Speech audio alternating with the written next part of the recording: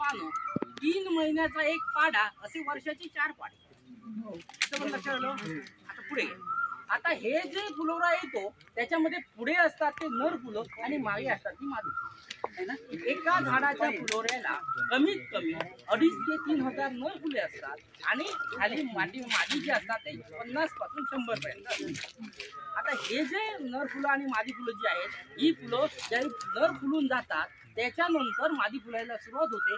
त्यावेळी लक्षात घ्या, इथं हा पॉईंट महत्वाचा घ्या, त्यावेळी दुसऱ्या मोहरातून आलेले नर फुलायला पाहिजे त्या झाडाचे, तरच त्यांचं स्वतः परागीकरण होणार आणि नारळ लागणार. ते जर लेट आलं तर इथं होणार नाही. जो मगाशी तुम्हाला सांगितला, पाळीची 28 दिवस 30 दिवस झाले की 40 दिवस झाले हे होणार नाही, मूल होणार नाही.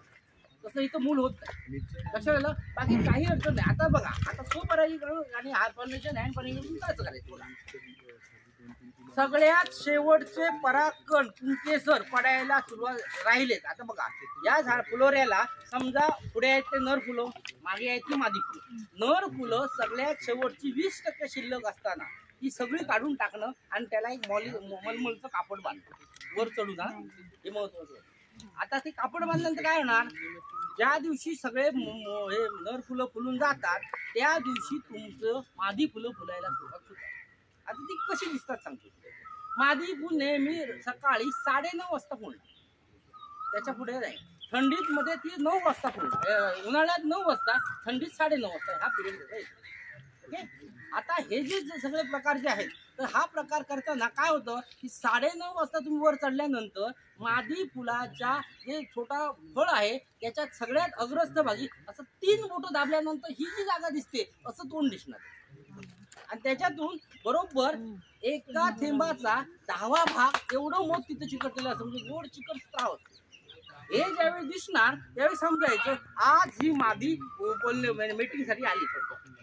त्याच वेळी तुम्ही काय करायचं, ज्याला उत्तम म्हणजे उदाहरण बघा, तुमचा हा करणारा माणूस पॉलिनेशन करणारा नारळ जर टॉल असेल तर कुठल्याही डॉर्मचे पहिल्यांदा नर काढावे लागतात.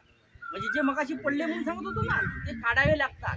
ते टाल्क पावडर मध्ये ठेवायचे. म्हणजे कुठल्या आपल्या पावडर असते ना, टाल्क पावडर, पॉन्स पावडर मध्ये टाल्क असते त्याच्यात, आतमध्ये पावडर असते. किंवा ते नसेल जमलं तर साधारण तिला ते पॉलिनेशन काढायचं आणि ते एका फडक्यात गुंडाळायचे घालायचे आणि थोडक्यात असे मारले की त्याच्यामध्ये पण उडतानाच दिसतात आपल्याला. तर तसंही नाही करायचं असेल तर टाल्क मध्ये मारले की बरोबर त्याच्यात मिक्स होतात.